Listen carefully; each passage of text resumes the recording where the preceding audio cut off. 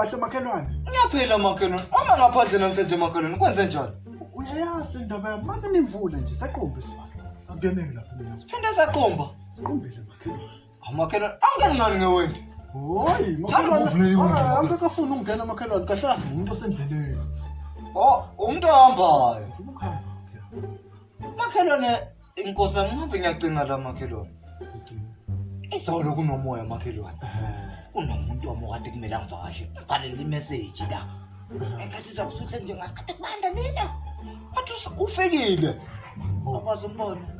Futhi wena kade ngesitubhini lapha kuwe. Phela mina ngesikhathi imvula. Bengiqhamuka phezulu eground. Ngiyambona umuntu wesimame lapha ngithanda umkhofi la endaweni semnyama. Kade kunguye impela lo. Akadlula ngisacheck umjondo lwami nami ukuthi awuphephuki. Kusami kade kunguye makhelwane. Ujikile.